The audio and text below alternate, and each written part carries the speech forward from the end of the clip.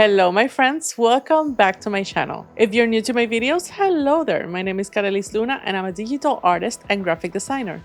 And in today's video, I am going to show you the process of how I made my new dark art piece, the Obsidian Triad. When I was looking for references and resources for this artwork, I was envisioning something very much inspired by the hex core of Arcane, Wise Man of Sailor Moon S, and the Silent Brothers of the Mortal Instruments. I really wanted to create something dark, but that had a very cosmic vibe to it as well. However, I do have to apologize beforehand. Shame. Shame. There were parts of the process that I forgot to record. I'm so sorry. But the majority of the process, it's here. It's been a while. Please go easy on me. Let's get started.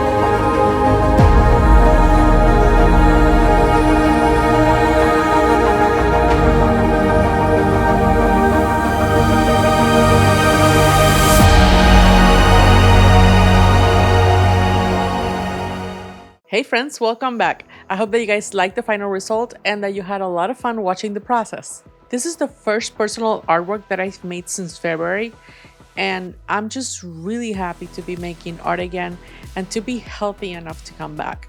If you follow me on Instagram, I have already talked about this a little bit in my stories. This has been a very hard year for me health-wise. And I just want to take a minute to thank all of you who have sent me well wishes, so much positivity, and even prayers. Thank you so much. I really hope that I'll be able to sit down soon and maybe in a very chill, chatty YouTube video and tell you guys the whole story, and maybe even create some awareness around the topic as well. If you enjoyed this video, remember to subscribe to my channel and follow me on Instagram and TikTok so that you won't miss a thing. Thank you so much for watching, and I'll see you guys on the next one. Bye!